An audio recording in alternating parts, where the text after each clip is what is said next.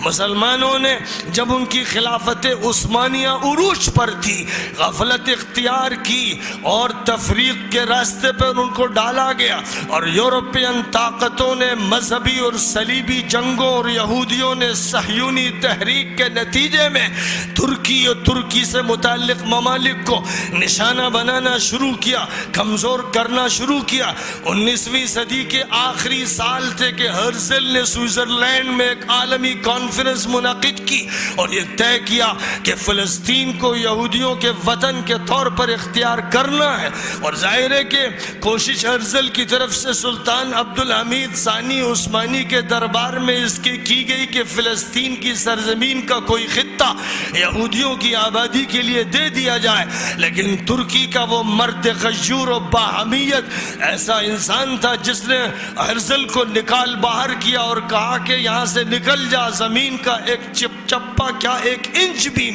میں تجھے نہیں دے سکتا، تجھے اگر زمین مل سکتی ہے تو میری لاش پہ مل سکتی ہے۔ اور اس کے بعد پھر سازشوں کے وہ جال بنے گئے کہ یہودی شخص کے ذریعے سلطان عبدالحمید ثانی عثمانی کو گرفتار کر کے جیل میں بھیجا گیا،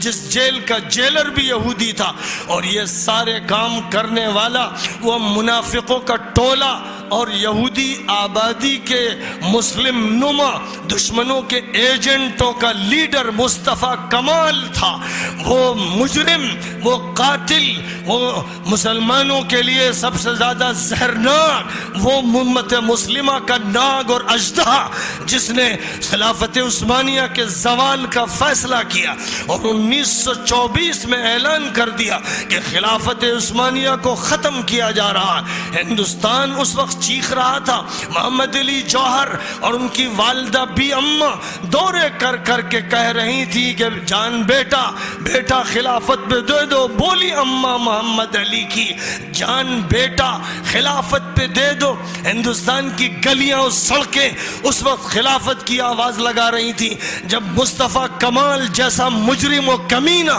خلافت کا قتل کر رہا تھا، اور اسی مصطفیٰ کمال کے ایجنٹ مصر کا صدر عبد الناصر اور عراق کا صدام اور شام کا حافظ الاسد اور حجاز کا شریف حسین، اور وہ تو بات کے تھے حجاز کے شریف حسین سے جو ایجنسی کھولی گئی، حجاز کی سرزمین میں انگریزوں کی ایجنسی جو کھولی گئی، اس نے انگریزوں کو عراق حوالے کیا اور فلسطین حوالے کیا، اور شام فرانسیسیوں کو حوالے کیا، اور لیبیا اٹلی کو حوالے کیا، اور الجزائر فرانس کو حوالے کیا۔ سائکس پیکوٹ معاہدہ طے پایا، اور اس معاہدے کے ذریعے جو 1917 میں ہوا اور انگریزوں کی فوجیں شہر القدس میں داخل ہوئیں، اور صلاح الدین کی قبر پر دمشق میں پہنچ کر جنرل ایلمبی نے پیر سے ٹھوکر ماری اور کہا لے صلاح الدین، ہم پھر واپس آ گئے اور صلیبی جنگوں کا خاتمہ ہو گیا۔ یہ 19ویں صدی کے اواخر اور 20ویں صدی کے اوائل کی وہ کہانی ہے